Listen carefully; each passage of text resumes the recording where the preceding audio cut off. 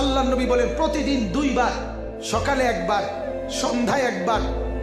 আল্লাহ নবী বলেন আমার উম্মতের আমল আমার কাছে ফেরেশতারা না শোনায়। তাহলে আজকের সন্ধ্যায় যদি আল্লাহ নবীর কাছে ফেরেশতারা গিয়ে বলে ইয়া রাসূলুল্লাহ, আপনার উম্মতের আনিসুর রহমান আজকের সারাদিনে একটা সেজদা করে নাই, একবারও আপনাকে আপনার মালিককে ডাকে নাই, তো আল্লাহর নবী কি বলবে? মদিনার রওজায় কি বলবে নবী? হাই উম্মত, 23 বছরে আমি রাত দিন কাঁদছি। আরে হাদিসের মধ্যে আছে, হযরত মাওলানা নজরুল ইসলাম কাসেমী সাহেবের বয়ানে আমি শুনছি, উনি বলছে আল্লাহর নবী সাল্লাল্লাহু আলাইহি সাল্লাম যখন কবর থেকে উঠবেন সর্বপ্রথম হাসরের মাঠে। হ্যালো, আসসালামু আলাইকুম গাইস। তো আপনারা যারা এমন ধরনের সুন্দর সুন্দর ভিডিও পেতে চান তাহলে এখনই আমাদের টেলিগ্রাম গ্রুপে জয়েন হন। টেলিগ্রাম গ্রুপের লিঙ্ক এই ভিডিওর কমেন্ট বক্সে অথবা ডেসক্রিপশন বক্সে দেওয়া আছে। তো আপনারা সবাই দ্রুত জয়েন হন। দাঁড় করাবার জন্য, উঠাবার জন্য ফেরেশতা জিবরাইল সর্বপ্রথম নবীজিকে রওজা শরীফ থেকে তুলবে। সুবহানাল্লাহ। প্রথম কবর থেকে উঠবে কে? আমাদের নবী সাল্লাল্লাহু আলাইহি সাল্লাম।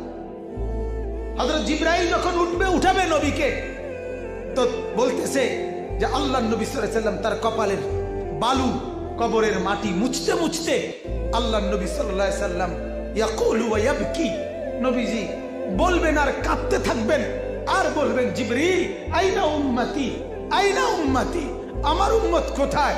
আমার উম্মত কি আমারে রিসিপশন করতে আসলো না? আমারে নিয়ে যাইতে আসলো না? আম ওয়াসালু ইলান নার, নাকি তারা জাহান্নামে চলে গেছে?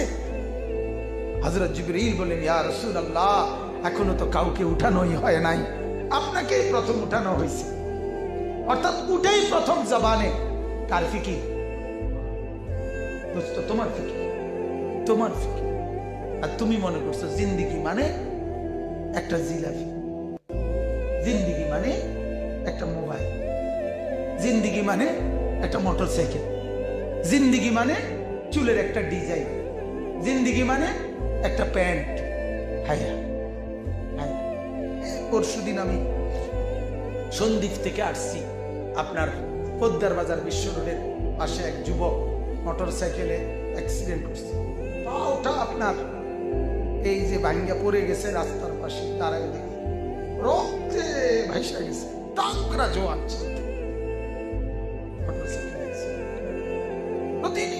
প্রতিদিন। এমন কোন দিন আছে বাংলাদেশে যেদিন মোটরসাইকেল অ্যাক্সিডেন্ট হয়? কোন দিন?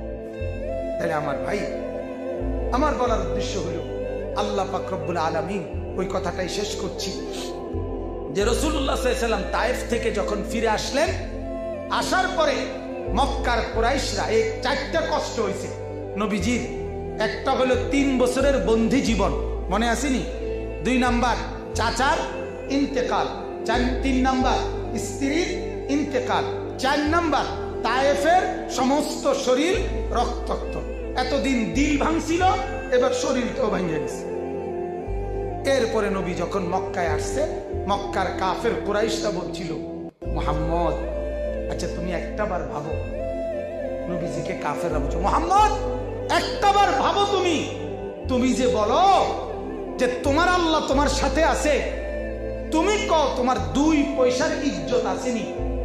তোমারে মারতে মারতে শেষ পর্যন্ত ছোট বাচ্চারা পর্যন্ত পাথর মারে, এরপরে কি আর তোমার কোনো সম্মান বলতে, ইজ্জত বলতে কিছু আসেনি? তুমি কও এরপরে কি আর কারো কোনো দাম থাকে?